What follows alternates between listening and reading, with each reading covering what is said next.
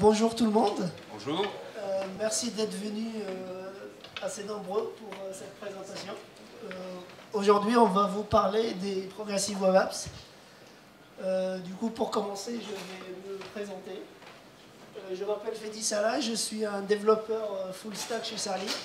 Je suis plutôt développeur back-end plutôt que front-end, mais j'étais obligé à apprendre à faire du JS et j'ai adoré le JS. Et du coup, depuis, je fais beaucoup plus de front. Je fais du React, je fais même du React Native en mobile. Pardon. Même du React Native, excusez-nous pour ce problème. Voilà. Et là, récemment, je me suis intéressé aux Progressive Web Apps. Avec Guillaume, du coup, on a préparé un talk et là, on a même préparé une application pour vous montrer ça. Bonjour, donc moi c'est Guillaume. Comme Fedi, je travaille à Sarli. Moi je fais plus du front que du back, même si j'en fais aussi. Et dans le cadre d'un projet récemment, on a fait une Progressive Web App. Du coup, je me suis dit que ça serait sympa de faire un petit retour d'expérience avec Fedi pour montrer à tout le monde comment ça se passe et ce que c'est qu'une Progressive Web App. Voilà, du coup, pour construire une application, la première, pour répondre aux besoins de nos utilisateurs, répondre au mieux aux besoins de nos utilisateurs, il faut qu'on se pose un certain nombre de questions.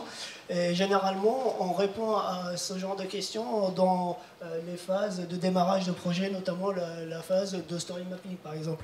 Une des questions les plus importantes à poser, c'est déjà définir notre public cible. Qui va utiliser notre application ? C'est quoi les habitudes et les comportements de nos utilisateurs? Est-ce qu'ils vont utiliser plutôt un browser ou un mobile pour accéder à notre appli ou autre type de device, quoi. Tout en gardant en tête que ces comportements et ces habitudes peuvent évoluer dans le temps. Si on prend le cas d'une appli web, on voit que sur les 2 dernières années, les gens vont plus sur une appli web, plus sur mobile que sur desktop. Donc là, si on prend ça en considération, il faut penser à faire une appli web qui rend bien sur le mobile. Voilà. Un autre type de question sur lequel on doit répondre, c'est comment notre application va être utilisée. C'est-à-dire, par exemple, est-ce qu'on aura besoin d'un mode full connecté, par exemple? Est-ce qu'on a besoin tout le temps d'avoir Internet pour que notre application fonctionne? Ou est-ce que notre application doit fonctionner aussi, même s'il n'y a pas Internet? Les conditions d'utilisation aussi, parfois, le fait de l'utiliser dans le métro, par exemple, on sait que dans le métro, des fois, on ne capte pas, et est-ce qu'on veut que notre application continue à fonctionner ou pas? Donc voilà, tout ce genre de questions, il faut qu'on réponde à ces... en fait, il faut répondre à ce genre de questions avant de démarrer une application. Donc là, imaginons maintenant dans le cas d'une application web, d'application mobile, pardon, on dit c'est bon, on sait que les utilisateurs vont plus utilisent plus les applis mobiles et vont plus sur Internet depuis leur téléphone. Donc on a décidé de faire une appli mobile. Donc la question qui se pose tout de suite, qui nous revient à la tête, est-ce qu'on va faire plutôt un site web responsif et ça fera l'affaire, ou on va faire du développement natif Android, iOS, et voilà. Du coup, pour nous, déjà de point de vue utilisateur, l'utilisateur il s'en fout comment on va coder l'application du moment où l'utilisateur retrouve ses habitudes et l'application qu'on va développer répond à son besoin. Donc à ce moment-là, les bonnes questions qui doivent se poser, c'est quoi les comportements des utilisateurs sur mobile déjà, et qu'est-ce que notre application va présenter comme feature. Donc si on étudie un peu, si on regarde quelques chiffres sur le comportement des utilisateurs sur mobile, on voit qu'en moyenne, 26 applications sont installées, 6 applications sont régulièrement utilisées. On voit aussi que la taille des applications mobiles, elle est beaucoup plus importante et et la taille, elle augmente toujours. Là, maintenant, il faut avoir, je ne sais pas, 64 gigas de mémoire, ou même 128 des fois, pour avoir des applis. Et des fois, on n'a plus de place et on doit désinstaller des applis. Ici, notre appli, elle est utilisée, elle n'est pas assez utilisée par l'utilisateur. Ce sera la première appli qui va désinstaller lorsqu'il aura besoin de place, quoi.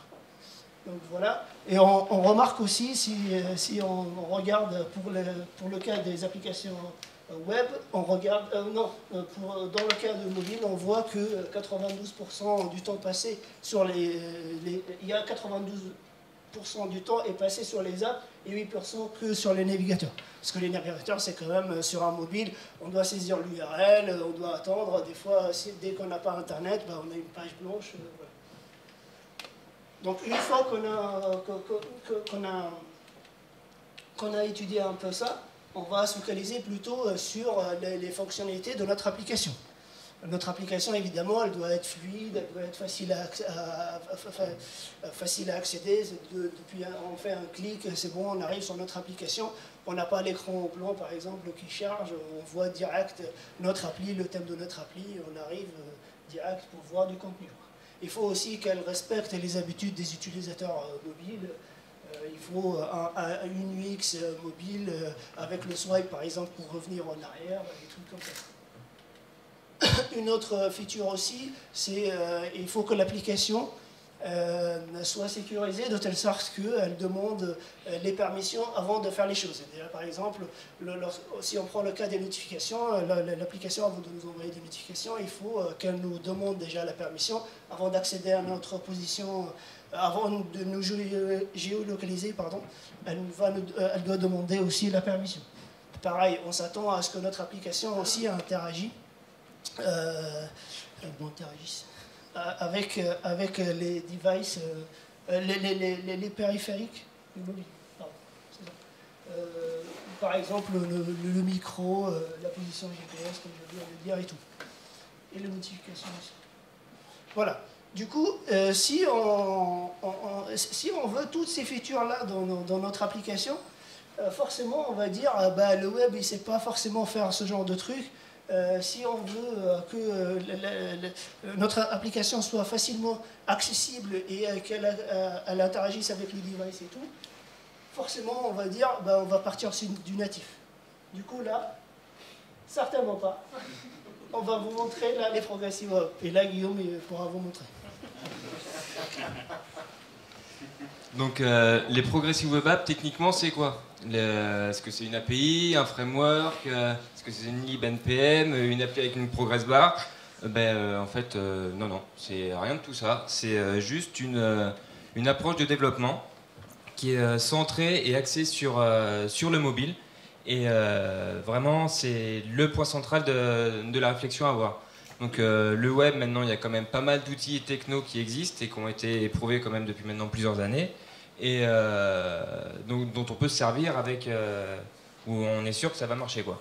Et l'idée aussi, c'est de donner un comportement app-like aux applis web. L'idée, c'est que lui, l'utilisateur, comme disait Fedi, il s'en fout que ça soit une app native, que ça soit une app web.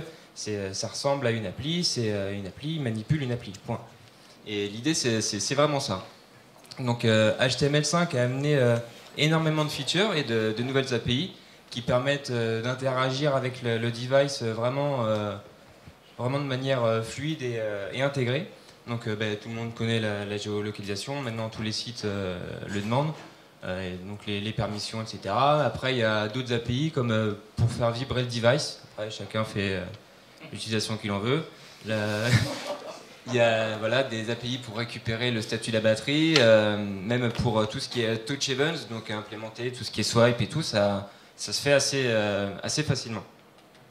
Donc comme je disais, c'est vraiment axé sur le mobile. Le responsive, c'est quelque chose qui est quand même au cœur du web depuis maintenant pas mal de temps, que tous les navigateurs font correctement.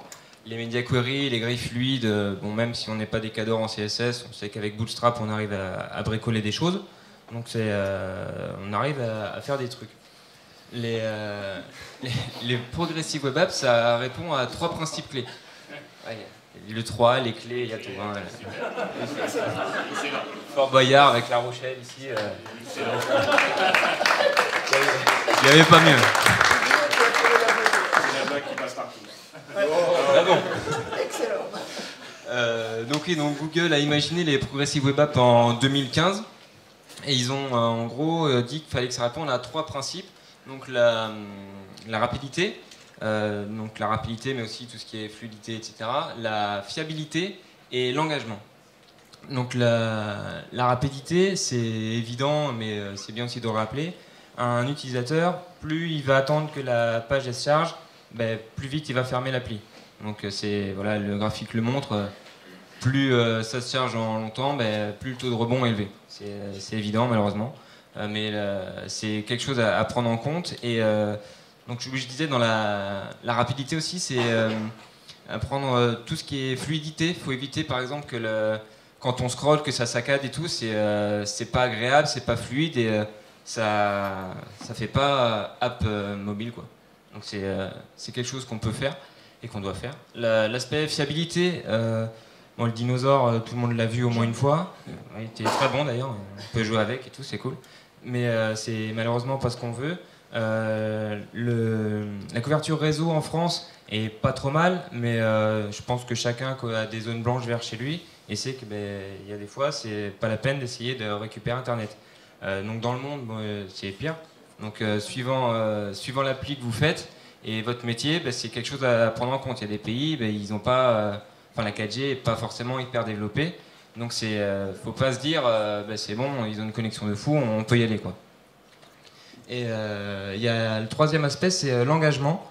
Donc là, ce magnifique graphique tiré de chez Google nous dit que le web il voit beaucoup plus d'utilisateurs uniques que les apps mobiles.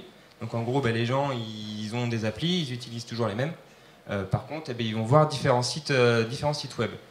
Par contre, à l'inverse, quand ils utilisent une appli, ils l'utilisent pendant longtemps.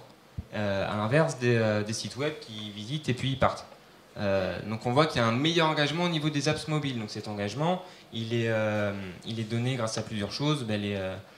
Des notifications qui vous rappellent que super, votre niveau de vie Candy Crush ou je sais pas quoi est revenu à 100%, donc vous pouvez y retourner. Donc vous faites quoi? Vous y retournez. Et voilà, donc c'est des petits rappels comme ça qui rappellent à l'utilisateur, ah oui c'est vrai, il y a cette appli, j'ai envie de l'utiliser. Et ce que les sites web font pas. Si on regarde l'axe de portée, le web est meilleur que les apps natives, tout simplement parce qu'une app, pour la récupérer, faut déjà la chercher sur le store. Après, vous la trouvez sur le store, vous l'installez. Sauf que là, il faut accepter les permissions. Il faut activer je sais pas quoi. Enfin, après, il y a le téléchargement. Une fois que le téléchargement est fait, là, vous pouvez la lancer. Le site web, vous cherchez sur Google, vous cliquez, c'est fini. Donc le web vraiment a une portée beaucoup plus efficace que le store pour les apps. Par contre, en termes de possibilités techniques, les apps, dans la mesure où c'est native, c'est plus facile pour eux d'accéder à tous les capteurs des appareils. Et c'est là où les Progressive Web Apps, grâce aux derniers apports d'HTML5, permet un peu de combler ce vide en termes de possibilités. Donc une Progressive Web App, comment on fait concrètement? Ça répond à une to-do list, voilà, une checklist. Donc déjà, ça doit répondre sur du HTTPS. Ça doit être responsive. On affiche sur un mobile, donc c'est bien que ça le soit. Ça doit répondre même en offline. En offline, ça doit marcher. Point. Il doit y avoir aussi une invitation à ajouter l'application à votre écran d'accueil pour l'avoir directement depuis l'écran d'accueil. Donc c'est là où ça améliore l'engagement notamment. Et même sur des connexions 2G, 3G, ça doit se charger rapidement. Donc c'est centré sur mobile. Donc le CSS a une part importante là dans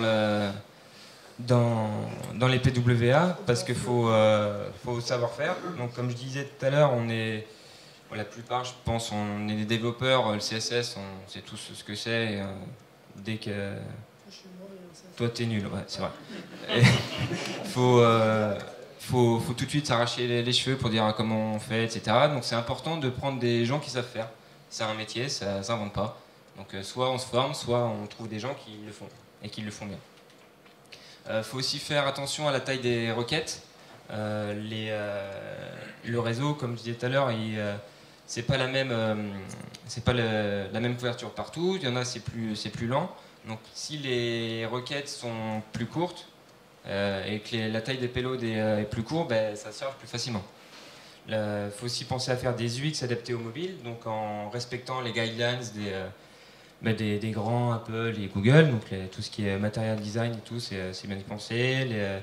Les navigations avec les retours dans la barre de titre, choses comme ça, pour vraiment vous faire penser que vous êtes sur une app native, quoi. Designer aussi pour les différents types d'écrans, parce qu'on parle des mobiles, mais il y a les tablettes aussi. Et à savoir aussi que la responsivité, je peux choisir ça c'est rentré depuis pas longtemps dans les critères d'algo Google, de scoring. Donc, voilà. Le fichier manifeste, c'est le premier truc à faire pour une progressive web app. C'est un fichier JSON, comme vous voyez là, qui en fait est le descripteur de l'application. Donc on voit qu'il y a plusieurs éléments, notamment la façon dont ça va s'afficher, les icônes de l'application, le nom bien évidemment, une description et des couleurs, donc que ce soit des thèmes, choses comme ça. Donc là on voit c'est Twitter. Donc là on voit qu'on est sur le site mobile de Twitter, donc qui propose d'ajouter à l'écran d'accueil. Donc là Youpi, ben, on l'a ajouté. Donc on a une icône comme une app normale, quoi. Et quand on le lance, on a un splash screen donc qui est construit grâce aux informations rentrées dans le fichier manifeste, que ce soit la couleur du background, l'icône et le titre. Et enfin, l'appli elle se lance. Donc là, c'est une appli web, mais il n'y a pas la barre de navigation en haut. Elle s'affiche en mode standalone comme une app native. Google a introduit aussi la notion d'application shell. Donc l'application shell, en fait, on peut voir comme la structure de votre application, juste en termes de layout, les boîtes et tout. Et c'est juste ça, sans les données dedans. Donc l'idée, c'est de rendre ça le plus rapidement possible. Et après, le contenu dynamique va s'insérer dedans. Comme ça, l'utilisateur, lui, il a visuellement quelque chose qui va ressembler à votre application. Et il sait qu'il est déjà dedans, quoi. Pour optimiser le chargement de la page, il y a plusieurs mécanismes. Déjà, prendre des assets légers et dédiés à la taille d'écran. Ça sert à rien de prendre un asset avec une dimension de folie alors que c'est pour l'afficher sur un téléphone avec une résolution pas top, quoi. C'est évident aussi, mais malheureusement on le fait rarement, c'est télécharger uniquement ce qui est nécessaire. Votre application, elle a besoin de fichiers JavaScript pour faire je sais pas quoi, mais est-ce qu'elle en a vraiment besoin sur la page d'accueil? C'est pas sûr. Donc autant alléger ça, quoi. Ouais. N'hésitez pas aussi de diviser vos JS et vos CSS si c'est besoin aussi, hein. Pour la page d'accueil, on n'a pas besoin de monter toute la SPA, par exemple. C'est ça. Si on n'est pas connecté, on peut la monter plus tard, par exemple, ou des trucs comme ça. On peut faire. Voilà. Donc sur le même principe, privilégier tout ce qui est chargement asynchrone. Donc il y a des mécanismes qui existent pour charger les fichiers JavaScript de manière asynchrone pour éviter de bloquer le rendu de la page. Et après, côté serveur, pas hésiter à mettre en place les mécanismes de minification et de compression. Ils les font tous, c'est facile à mettre en place, ça coûte pas grand chose, mais il y a un gain qui est vraiment top. Et enfin, après, il y a HTTP qui a des mécanismes de caching qui peuvent être bien aussi à mettre en place, tout ce qui est e-tag et tout. C'est à toi. Merci. Du coup, en plus de ça, une progressive web app, elle doit fonctionner en offline. Le offline et le web, c'est deux concepts étranges, on va dire, avant les progressive web apps, parce qu'en fait, on a besoin tout le temps d'Internet pour récupérer le contenu, pour interroger le serveur et qui nous envoie les pages HTML et le contenu et tout. Sauf que les progressive web apps fournissent une sorte de proxy qui est côté client, qui lui peut intercepter tout le flux HTTP et va dire, par exemple, je vais chercher les données depuis le serveur, et si j'ai pas les données dans le serveur ou j'arrive pas à accéder au serveur, on peut implémenter une stratégie qui fait de telle sorte qu'on peut fallbacker sur un cache. Forcément, la première fois, lorsqu'on arrive sur notre appli et on n'a pas de cache, on n'a rien, mais au moins, lorsqu'on récupère du contenu, on le garde. Il est utile si jamais on ne peut pas récupérer la dernière snapshot de nos pages, on peut fallbacker sur une snapshot juste avant, histoire d'avoir du contenu. On va pas, le contenu, peut-être, il ne bouge pas tant que ça. Par exemple, dans certains cas, c'est du texte, c'est le même texte, quoi. Voilà. Si on suit un peu... excusez-moi, ce reference proxy, c'est ce qu'on appelle les service workers. Voilà. Si on suit un peu voilà, ce que je viens de dire, l'application elle va demander une ressource la requête elle est interceptée par le service worker. Si on est online, ben, on va interroger le serveur. Si on est offline, on va interroger le cache. Et on va répondre dans tous les cas, ce qui est plutôt cool. Voilà le service worker. Pour implémenter un service worker, il faut l'enregistrer. Et lorsqu'on va l'enregistrer, on va l'enregistrer dans ce qu'on appelle un scope. Par défaut, le scope d'un service worker, c'est l'endroit où il est créé. Après, on peut, nous, pour je ne sais quelle raison, définir d'autres scopes et dire, par exemple, on va définir une stratégie de cache que sur un certain endroit de l'application, pas sur toute l'application. Voilà. Et l'essentiel, si on veut tout, on va le mettre sur slash, et généralement, c'est ce qu'on fait généralement. Du coup, on va appeler navigateur.service worker. Bien évidemment, il faut tester si le navigateur implémente le service worker. Sinon, c'est pas drôle. Voilà. Du coup, on enregistre. Après, une fois... oui. Une autre subtilité aussi des service workers, c'est que les service workers tournent dans un thread à part. Et ça, c'est un truc assez important, parce que qui dit thread à part, dit que ça tourne indépendamment de l'application, et même si on n'est pas sur l'application, on peut faire des choses.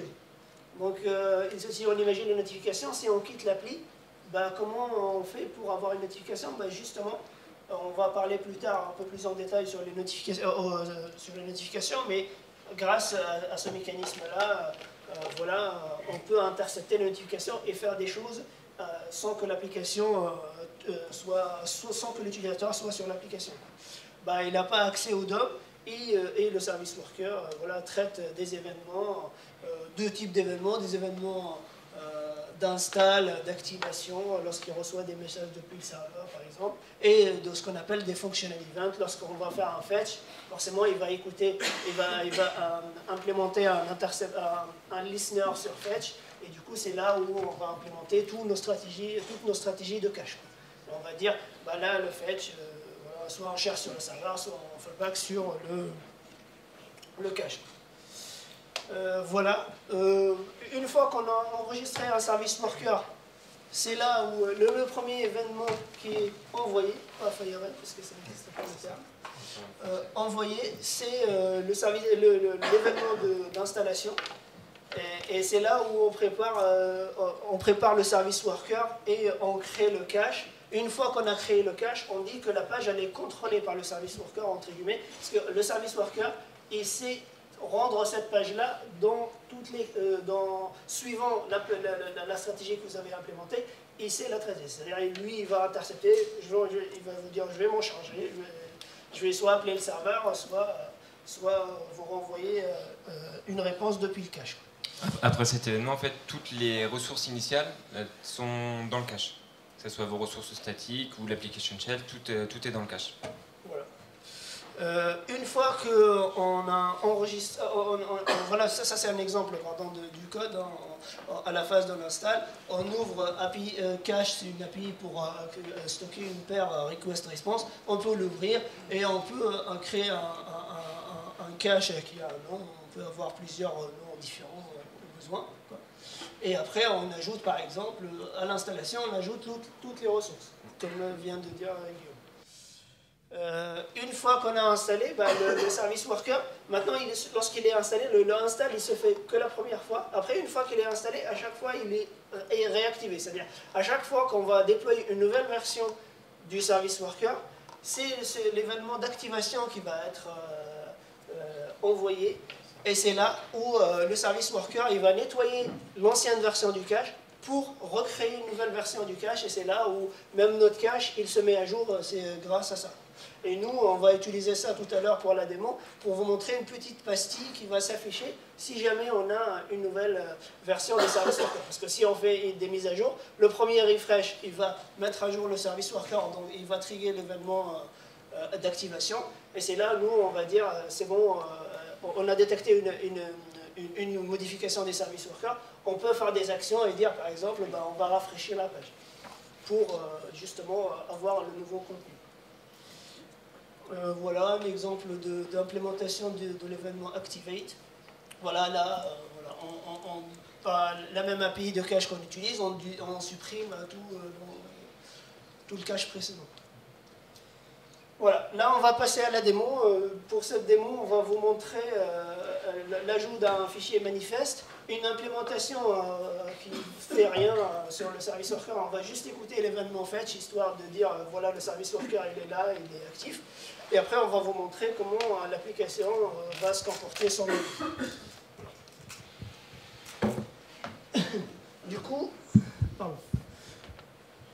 Du coup, pour ça, en fait, on a préparé une application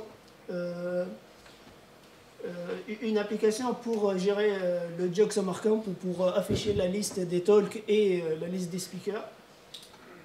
Et voilà, et on l'a fait en progressive. T'as qu'à faire. Voilà. Du coup, là, je vais vous préparer le code. On ne va pas live coder parce que sinon, ça va prendre énormément de temps. J'ai préparé un cheat sheet à côté. Je vais vous montrer. Nous, on déploie sur une plateforme sur le cloud, quoi, qui prend un petit peu de temps et qui nous fournit le HTTPS, c'est juste pour ça. Et qui prend un petit peu de temps avant de déployer tout ce qu'on vient de pusher. Donc, on va juste coder. Et on va pusher. Et le temps que ça build et ça redéploie, on va vous expliquer vite fait ce qu'on vient de faire. Là, on voit une page index. On peut aller sur la page en direct. C'est là, Jog. Et d'ailleurs, je vais juste vider mon cache parce que j'ai oublié de le faire.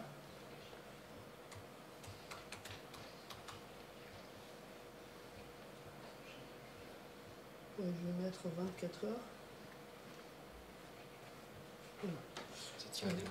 Oui. Là, juste la vraie application, on l'a déployée, on l'a laissée pour que les gens puissent l'utiliser. Et là, on a créé une application démo pour la démo. On est parti de l'autre application sans qu'on implémente l'aspect progressif. Là, on voit ici, si on voit dans... vous voyez ou c'est pas du tout clair? Voilà. Si on voit application, manifeste, il n'y a pas de service worker, il n'y a pas de storage. L'application, si on fait network offline, ça ne marchera pas, quoi. Bon, on peut détecter, Guillaume il a ajouté, on peut détecter le fait qu'on est en ligne ou offline. Ça fait partie des best practices aussi à implémenter. Voilà, du coup on va vite fait... premier truc, c'est on va ajouter le fichier manifeste. Je vais préparer mon cheat sheet. Je copie quand même. Je sais pas. Du coup, j'étais bien là. C'est le fichier manifeste. Alors, le fichier manifeste est là. Là, je vais créer un. C'est un bête fichier JSON, voilà, qui décrit l'application comme on a vu tout à l'heure pour suite Twitter. Donc là, voilà. On a repris les couleurs. Short name, machin, voilà les différentes icônes et tout. Ça c'est voilà. On va créer aussi un petit service worker.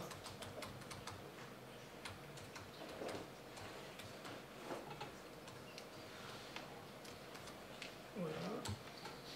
On va mettre juste une implémentation basique.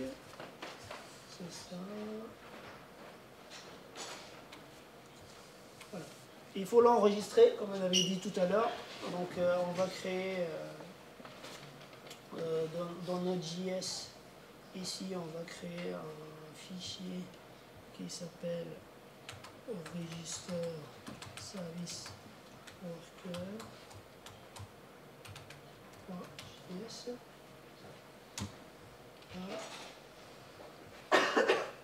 Et là, je vais faire ça.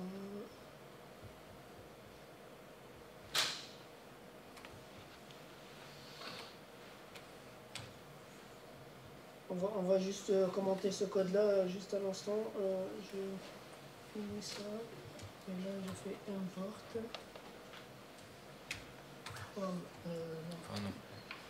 Register service worker. Tu t'es raté. Pardon. Service worker. Il n'y a pas un grand S, ouais. Bon, après, c'est exporté en default, je peux mettre tout haut. Mais je pense qu'il manque quand même un S majuscule. On t'en fout? C'est un default que tu Pas de simple. Oui, c'est un default. d'accord. Oui, il faut pas mettre les cotes. Si- Ah oui, Ça mais va être qu'est-ce que je fais? Pardon. J'étais plus sur ça. Sur... Ah, là, c'est bon. Pourquoi c'est mis en gris comme ça? Parce qu'il n'est pas utilisé. Je pense, Ah, ouais. En fait, hein. Malin. Register Service Worker. Et là, je l'enregistre. Donc, voilà. Et il ne manque pas, il ne manque plus rien, je pense. On a le fichier manifeste, donc il décrit l'application. On a un service worker qui fait pas grand chose pour le moment, mais qu'on a enregistré. On devrait être pas mal. Git add point.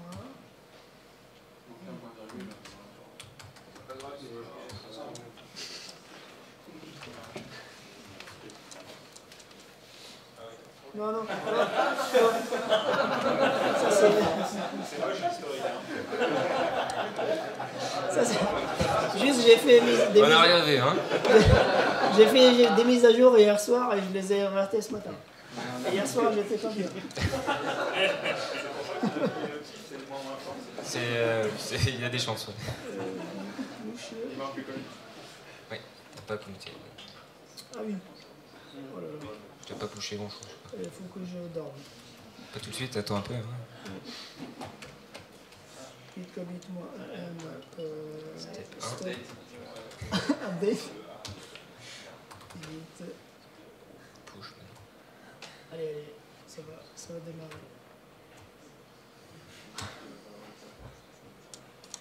Voilà. Voilà, c'est bon, on Paf. a Internet. Alors, je reprends du coup ce que je vous ai promis que je vais vous expliquer ça. Du coup, là, dans le register service worker, voilà, j'ai dit si le service worker existe dans le navigateur, à ce moment-là, j'ajoute sur le window load, hein, j'ai pas jQuery pour faire ready, ça c'est vieux. Du coup, je vais, voilà, une fois que mon DOM est chargé, j'enregistre le service worker qui est dans le slash service worker et qui est là qu'on a créé tout à l'heure, dans public, pardon, qu'on a créé là, et qui ajoute juste un event listener sur fetch, quoi, qui fait rien. Là on a ajouté le manifest.json, et là dans le register service worker, je fais register then. Par contre, celle-là, justement en fait, c'est que lorsque l'événement il est installé et on attend que la page soit vraiment contrôlée, c'est là où on active un style d'une page en dur comme ça. Désolé les gens qui font du CSS, Ouais. mais nous on fait des trucs comme ça. On fait Comme du on peut, style, ouais. voilà. Et du coup on affiche deux petites pastilles. Et c'est là à chaque fois qu'on a une mise à jour du service worker, on va afficher cette pastille là qui va juste inciter l'utilisateur à cliquer dessus, il va cliquer, il va juste rafraîchir sa page, quoi. Alors pour savoir que c'est un nouveau service worker, en fait, il fait que de comparer celui qu'il a avec le nouveau qui arrive. Et il fait une comparaison bit à bit tout simple. Puis si c'est différent, il dit tiens, ça a changé. Donc c'est là où on passe dans ce magnifique code. Du coup, là, on va vous montrer sur le téléphone. Ça, Comme on appuie aussi, on a voulu installer un truc pour mirrorer le téléphone, mais ça n'a pas marché. Du coup, Problème on va faire- USB-C, tout ça, enfin, Ouais. c'est la galère. Voilà. Du coup, on va vous montrer. Là ça s'est déployé. On va aller sur le téléphone. Voilà. Voilà. Ah, Donc t'as pas là, triché? j'ai pas triché. Vous voyez rien, c'est bien. Ça, Non. Ah, ça c'est la lumière. ça c'est la lumière. Peut-être pas. Voilà. C'est à l'envers, mais je pense que vous voyez le principe. Vous voyez en bas là. Alors je vous le lis en bas. Hein. Ça propose d'ajouter Jug 2018 démo à l'écran d'accueil. Donc Youpi. Ça c'est déjà une chose. Je clique Voilà. dessus, donc après voilà une Vous pop-up. voyez le Voilà. logo. Ça c'est ce qu'on avait décrit dans le fichier manifeste, quoi. L'un des logos. Hop. Donc ça m'ajoute l'appli normalement. Voilà. Alors je la déplace. J'ai des applis quand même qu'il ne faut pas voir. Donc voilà. Donc il y a celle avec Firefox, ça c'est un test, mais c'est celle avec le point bleu là qu'on voit. Hop. Je la lance. Il y C'est avait le tellement splash rapide qui s'est que. affiché. Et du coup, elle est. Donc là on a l'appli, on a plus standalone, la barre en bas et tout. voilà. Et c'est youpi quoi. Après, à noter aussi que l'appli apparaît dans ma liste des applis. Ouais, C'est pas qu'un seul raccourci web. c'est ça. Et en plus, elle a un cache indépendant. C'est-à-dire, si on va vider le cache de notre navigateur, ça n'a aucun impact sur le cache de l'appli. Elle est vraiment considérée. En fait, même Google, ils ont créé ce qu'ils appellent les web APK, et les applis s'installent comme une appli Android. Voilà pour la démo du coup. On revient à la présentation. Bon, je te laisse la parole du coup. Ouais, d'accord. Pas de problème. Donc on a vu, tout se passe principalement avec les événements Fetch. Donc Fetch, il fait quoi? Lui, il intercepte toutes les requêtes qui passent sur le réseau. Et donc il regarde si dans le cache, il y a une réponse qu'il connaît, qui est associée à la même requête. Donc s'il y a déjà une réponse, hop, il la renvoie tout de suite. Sinon, il effectue vraiment l'appel réseau. Et le retour de cet appel réseau, il le met en cache. Donc ça, c'est une des stratégies possibles. Il y en a plusieurs qu'on peut implémenter. Enfin, donc là, ça c'est l'exemple de code pour cette stratégie-là. Donc voilà, ça regarde s'il y a la requête dans le cache. Sinon, il faut le back en faisant le vrai fetch. Et dans tous les cas, il met à jour le cache. Et à la fin, il renvoie la réponse quand même. Donc ça, il y a différents types de stratégies. Il y a le cache only, où ça va uniquement taper sur le cache. Et donc ça, par exemple, c'est tout ce qui est ressources statiques. Ça sert à rien de faire des appels réseau, ça n'a pas changé entre temps. Il y a à l'inverse le network only, donc tout ce qui est les ping analytics, etc. Là, ça sert à rien de le mettre dans le cache, donc ça fait uniquement du network. Il y a aussi une stratégie de caching first, donc qui est souvent implémentée dans l'optique d'être offline first. Donc c'est que la page, donc elle fait son fetch normal, et le service worker, lui, il va chercher dans le cache en premier. Si c'est pas dans le cache, il faut le back sur le réseau. C'est l'exemple qu'on a vu. Et à la fin, ça renvoie la réponse. Il y a de la même manière le network first. Donc par exemple, c'est les avatars des contenus qui peuvent changer régulièrement. Et que ça peut être bien de taper sur le réseau en premier et de faut le backer sur le cache. Donc ça dépend vraiment des types de ressources. On peut faire vraiment des choses poussées. Après, ça, faut faire attention parce que ça, bien évidemment, ça dépend de la vitesse de connexion. Il y a un autre type de stratégie, c'est tout ce qui est cache et network, où là, c'est pas le service worker qui va taper dans le cache, c'est la page elle-même.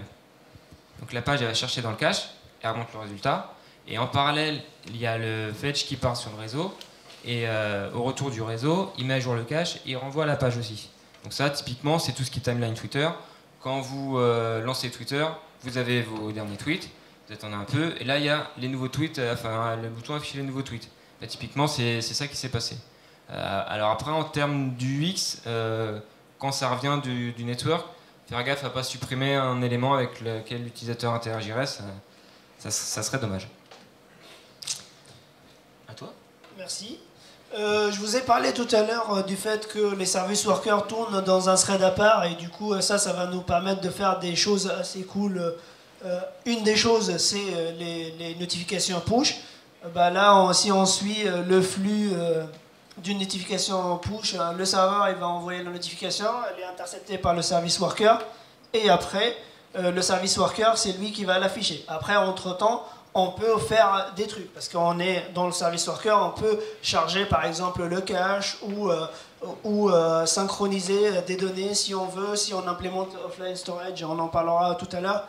Mais voilà, l'idée c'est ça en fait, c'est le service worker, il permet d'intercepter la notification et de l'afficher. Voilà. Ce qui garantit un meilleur engagement parce qu'un utilisateur, s'il est notifié par votre application, il est incité à la revoir, donc à la réutiliser. Si on voit un peu plus en détail comment ça se passe, lors de l'enregistrement du service worker, on va s'inscrire au serveur push. Bien évidemment, on va demander la permission de l'utilisateur s'il va autoriser les notifications sur son téléphone. Et s'il l'accepte, à ce moment-là, on s'enregistre dans un serveur push. Le serveur push, il va nous envoyer un objet souscription. Et cet objet-là, on l'enregistre dans notre serveur applicatif. Et plus tard, si on veut envoyer une notification, on va demander à notre serveur applicatif d'envoyer le notif. Lui, il va utiliser la subscription qu'on a enregistrée au début, il va l'envoyer au serveur push, et ce dernier, il va la renvoyer vers notre appli. Et là, le service worker, il va l'interpréter, et l'intercepter, pardon, et il va l'afficher. Le code, c'est un peu comme ça, hein. Service worker.pushmanager.subscribe. Là, on souscrit au serveur de push, on obtient la subscription, on fait un post sur notre serveur applicatif. Voilà. Et après, une fois qu'on envoie la notification, ça c'est le code à coder, ça c'est le code à écrire côté service worker. Et c'est là où on voit qu'on écoute sur push et on affiche la notification. Voilà. Un autre truc aussi, on a dit que les service workers aussi, parce qu'ils s'exécutent dans un thread à part, ils peuvent faire des choses en background, quoi. On parle de background sync. En fait, on ne peut pas parler de background sync sans parler de offline storage. En fait, avec HTML5, comme avait dit Guillaume tout à l'heure, il y a pas mal d'API qui ont été implémentées. Notamment, il y a ce qu'on appelle IndexedDB, qui est une base de données côté navigateur, qu'on peut attaquer soit directement, soit avec des surcouches. Nous, par exemple, pour notre exemple, on a utilisé Dixie, qui est une surcouche pour faire un peu de SQL côté web, quoi. Et du coup, l'idée, c'est qu'on peut enregistrer des données côté client sans forcément les envoyer sur le serveur. Et ça, c'est super intéressant pour la partie... si on parle de offline, si on supporte le mode offline. Et là, le concept le plus intéressant, c'est que grâce au service worker, on peut, dès que l'application récupère de la connexion, elle peut lancer et elle peut trigger des événements qui permettent de faire la synchronisation de cette base-là sur le serveur. On va essayer de vous montrer ça tout à l'heure. Mais voilà, ça se fait de façon implicite, même si on n'utilise pas l'application. C'est-à-dire on peut faire des opérations sur notre application alors qu'on était offline, on la quitte et après on revient chez soi, on est connecté. L'application toute seule, elle va détecter qu'il y a Internet et elle va synchroniser les données sur le serveur. Et ça, c'est un concept assez poussé et qui est intéressant. Là, on va vous montrer aussi la démo. Cette démo-là, elle est un peu plus... Il y a beaucoup plus de choses qu'on va vous montrer. Pardon, je vais boire de l'eau. Excusez-moi. Donc oui, ça va être une démo où on va mettre en place justement ces choses-là. On va essayer d'être assez clair. Mais... C'est ça. On va implémenter les notifications et le background sync. Là, on ne va pas utiliser un téléphone, on va juste utiliser notre cher navigateur Chrome avec les DevTools, quoi. On verra en plus dans la console les messages qui passent. Voilà. Ça sera plus Là, pédagogique. je reviens sur mon application, on voit qu'elle est bien responsive. Là, j'ai coupé Internet tout à l'heure. Bravo. Du coup, on a le dinosaure. Je suis content, mais pas nos utilisateurs. Du coup, offline, là, je reviens. Voilà. Un des outils à utiliser aussi, qui est intéressant, c'est là pour implémenter le service worker, on ne va pas écrire toutes les requêtes. On peut utiliser ce qu'on appelle SPW Precache, qui lui va se charger de nous créer une implémentation du service worker dans laquelle il va mettre les assets et dans laquelle il va mettre aussi il va utiliser de ce qu'on appelle Toolbox, qui va lui définir des patterns d'URL, et à ce moment-là, on dit dans ces patterns-là, on définit des stratégies de cache. On va vous montrer ça. Le temps du déploiement. Voilà, le temps du déploiement. Là, je reviens ici. Du coup, l'étape 2, c'était... Voilà. La step 2, une fois qu'on a enregistré... Bon, premier truc, on va vite fait enregistrer pour les notifications. Là, dans le register, je vais faire ça. Et après... Le fait, il met rien en cache. Là. Quoi? Le fait, il met toujours rien en cache. Non, il met toujours rien en cache. On va aussi montrer aussi le offline storage. Bah, parce qu'en va, en fait, on va utiliser le plugin et du coup, là, il va cacher tous les assets. Là, j'ai implémenté ça. Là, je mets la S.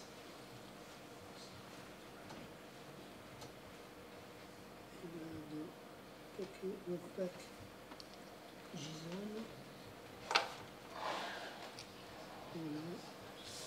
Là, je vais créer. C'est là que tout se fait en fait. C'est un plugin Webpack qui est bien pratique. On lui dit sur quel fichier, dans quel fichier il faut qu'il écrive, les assets statiques à mettre. Excuse-moi. C'est pas grave, on y reviendra plus tard. Et ici, support. Sachant que dans les assets statiques, ça peut être aussi si vous faites du JAD ou choses comme ça, ou même des appli play construites avec plusieurs templates scala.html, et ben, vous pouvez dire que telle URL c'est fait avec tel template. Donc s'il y a un template qui change, et ben, lui il détectera qu'il y a une mise à jour et il l'indiquera. Voilà. Et là, c'est support. Juste pour vous dire, le code il sera accessible sur GitHub après. Si vous voulez voir. Parce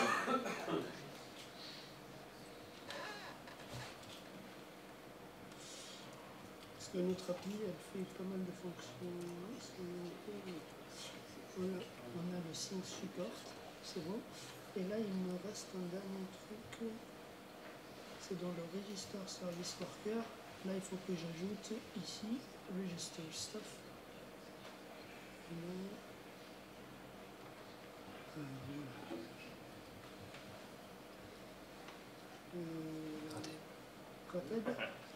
Pardon, merci.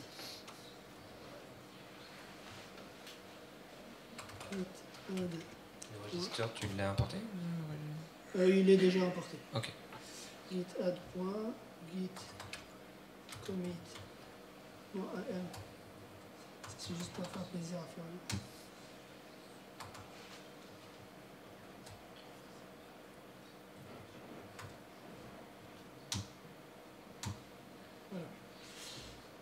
Voilà.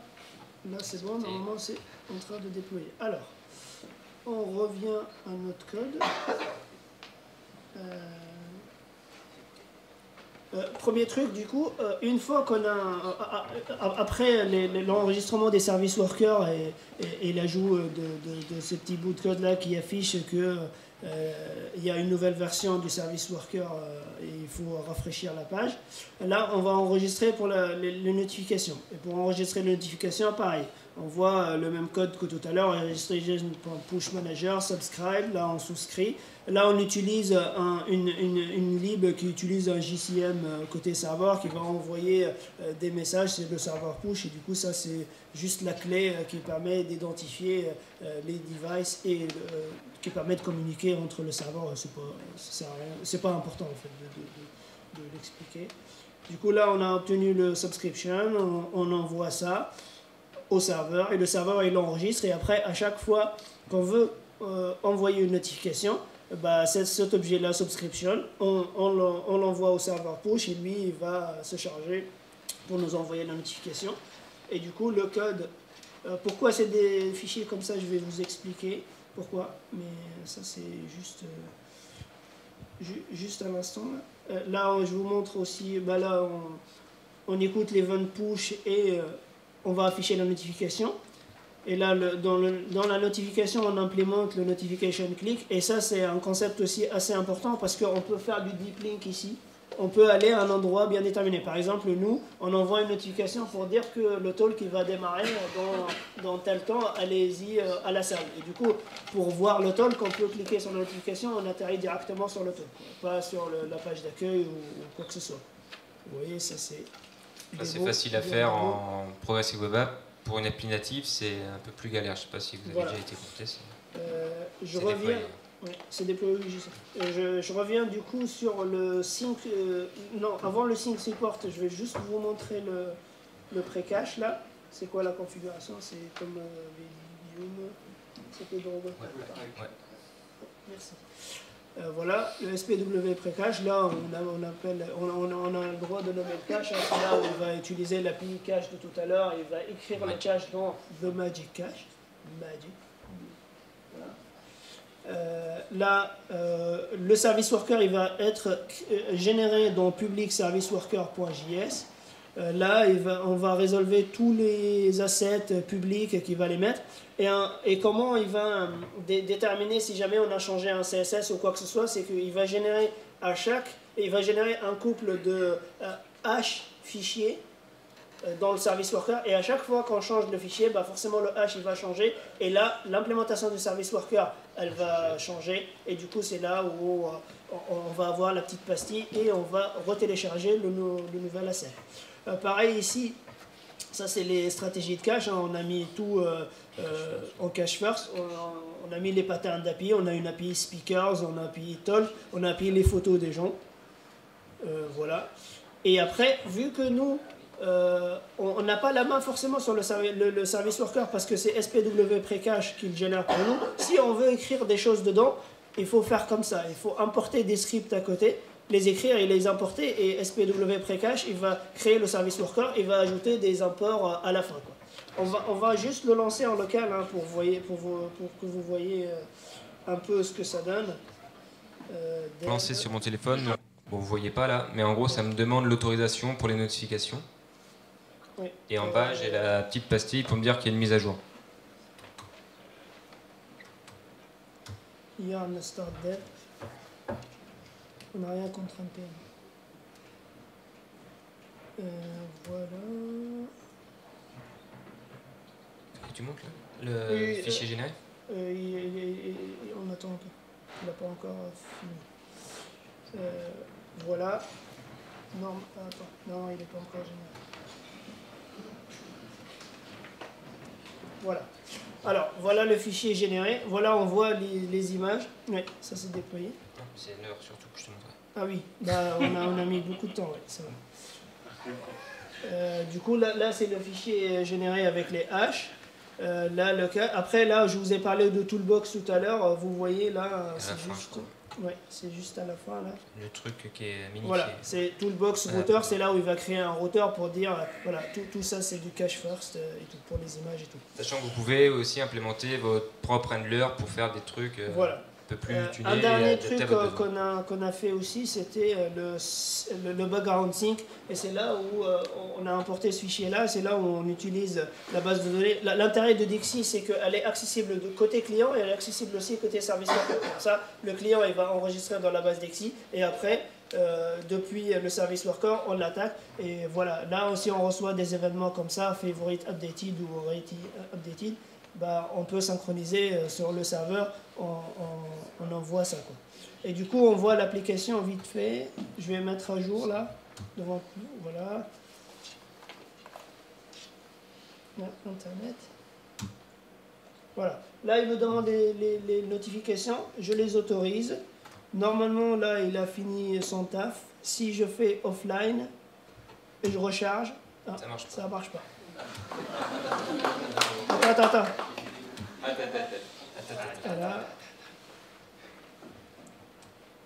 Voilà. Ça a marché. Merci.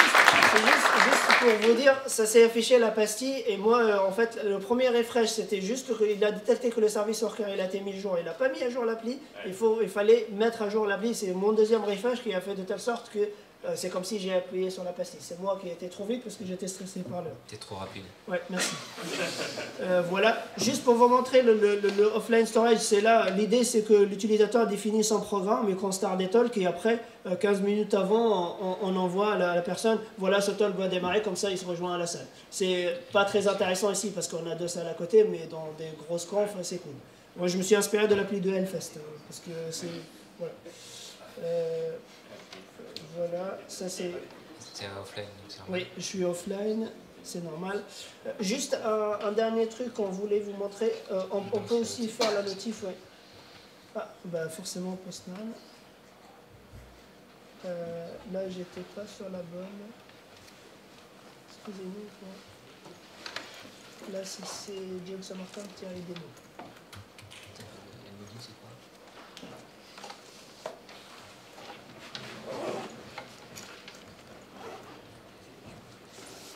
Qu'est-ce qu'ils disent là?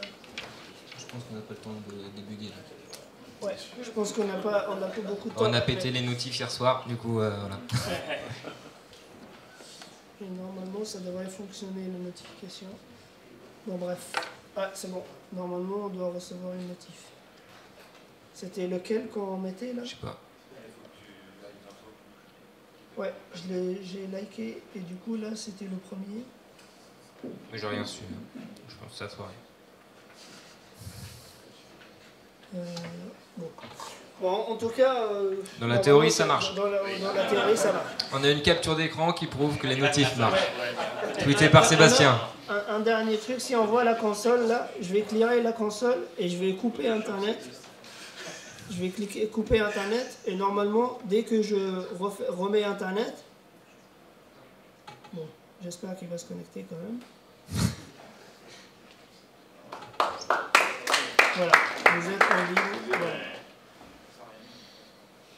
Tu voulais quoi dans la question? Voilà, c'était juste ça. Je voulais voir la patente, mais ça a pas marché non plus. Je sais pas ce qui s'est passé. Je suis déçu quand même. Mais c'est pas grave. Voilà. Voilà. Donc oui, donc HTTPS, on va faire rapide, ouais, c'est nécessaire pour toutes ces choses-là, les service workers. Donc c'est essentiel, s'il n'y a pas d'HTTPS, pas de PWA. Donc voilà, les outils, donc il y a les Chrome DevTools qu'on a vu. Il y a un outil qui s'appelle Lighthouse qui permet de vérifier que votre appli c'est une PWA ou pas, et ce qui reste implémenté et tout. Et les trucs que ça implémente pas, il dit comment le faire. C'est vraiment cool. C'est une extension Chrome et c'est vraiment top. Donc allez-y. SW Precache, on l'a vu. Au niveau des compatibilités, c'est un peu là que le bas blesse. Il y a Chrome bien évidemment qui implémente tout ce qu'il faut, mais les autres sont en train de le faire et ça vient petit à petit. Et même Apple le fait, donc ça veut dire que c'est sur la bonne voie et qu'on peut vraiment y aller, quoi. Au quotidien, c'est sympa à faire les Progressive Web App, encore mieux quand ça marche. Et il y a quand même pas mal de docs et de tutos, que ça soit sur Mozilla qui fait énormément de choses. Il y a Workbox aussi qui est fait par je sais plus qui, Google je crois. Pensez à vider son cache. Oui, même juste, si je peux ajouter un truc aussi, même si on utilise React, il y en a pas mal qui utilisent React, rien que en faisant un React Create App, il va nous créer les service workers déjà, et première implémentation aussi. Donc même pour une appli web qui n'est pas censée s'exécuter sur le mobile, elle peut aussi avoir les notifications. C'est ça, exactement. Donc afficher quand le service worker a changé pour indiquer une mise à jour. Pareil pour tout ce qui est online, offline. Utiliser un browser ou un émulateur Android, iOS, ce que vous avez sous la main. Et quand vous modifiez des assets, pensez à le mettre à jour le service worker, donc c'est mieux de passer par le plugin. Dans la vraie vie, parce que nous on vous a montré une petite appli, mais il y a Twitter, donc on a vu tout à l'heure, depuis leur Progressive Web App, ils ont vu leurs chiffres vraiment s'améliorer. Voilà, on va pas tous les détailler, mais il y a notamment la taille sur l'appareil. Voilà. Avant c'était plus d'1 méga, maintenant c'est moins de 1, donc c'est quand même bien. Il y a un site au Nigeria qui fait du e-commerce. Pour eux, vu que la couverture est pas géniale, l'aspect fast et reliable était vraiment nécessaire. Et ils ont vraiment eu et vu aussi un gain réel.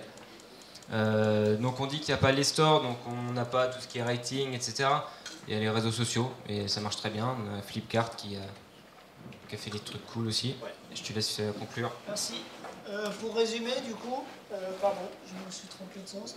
On a vu que, voilà, pour le premier truc à faire, c'est le manifeste avec une implémentation des services workers. Et grâce à ça, on va avoir la fameuse Add to Home Screen avec le splash screen qui va se lancer au démarrage de l'application. Et l'application, elle va s'ajouter aussi dans l'écran d'accueil et elle est comme si c'est comme une appli mobile, quoi. Après, voilà, on évite l'écran blanc grâce aussi au manifeste. Le support offline, on l'a parce qu'on implémente des services workers, donc selon notre stratégie de cache, on peut avoir ça. Pareil, on peut détecter aussi si l'utilisateur est online et offline. Mais ça, c'est pas les progressive web, c'est juste une appli de HTML5 qui nous permet de faire ça. Mais c'est une bonne pratique aussi à le faire, comme ça l'utilisateur il est au courant qu'il n'a pas internet, il ne va pas tout le temps regarder s'il capte ou pas, il essaie de 3G ou pas. Voilà le serveur, les notifications push, voilà, on demande la permission, on est bien élevé, on demande la permission et après voilà, on envoie des notifs et on vous a parlé de deep link qui est important. Des fois les gens ne vont pas naviguer jusqu'à un truc parce que c'est trop loin et on peut depuis une notification les inciter à lire à tel endroit de la page. Voilà. Si tout se passe bien et s'il n'y a pas d'inconvénient, on va dire on va arrêter de développer des applis mobiles et on va faire que ça, mais c'est pas le cas. Il y a pas mal d'inconvénients, c'est que déjà il y a le support partiel pour certains browsers. On sait par exemple pour Safari, ils implémentent les services sur corps, mais ils n'implémentent pas IndexedDB, ils n'implémentent pas le Add Home Screen, ils n'implémentent pas les notifs. Même le Chrome sur iPhone, il est bridé pour ça. Voilà, ça c'est des inconvénients.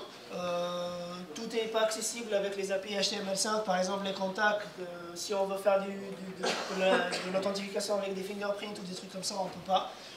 Risque de mix hétérogène, c'est que sur une appli mobile, il y a Apple et Google qui peuvent faire des tests. Vraiment, il y a même des humains qui testent, surtout Apple, des vrais humains qui testent votre appli avant de la déployer sur les stores. Et ça, on le perd parce qu'on est sur le web, du coup, personne ne vérifie ça derrière nous. Donc, on peut perturber les habitudes des utilisateurs. Genre Burger Menu versus Tab, des trucs comme ça.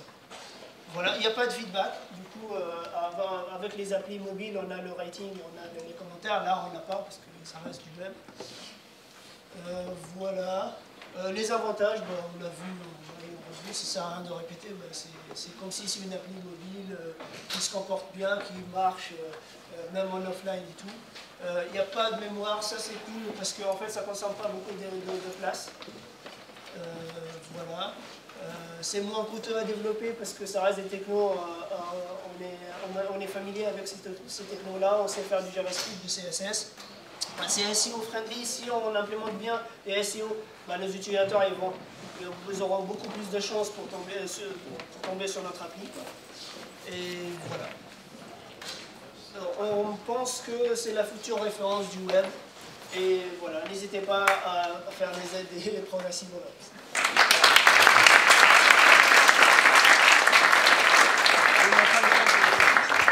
Si vous avez des questions, on peut se voir après, il n'y a pas de souci.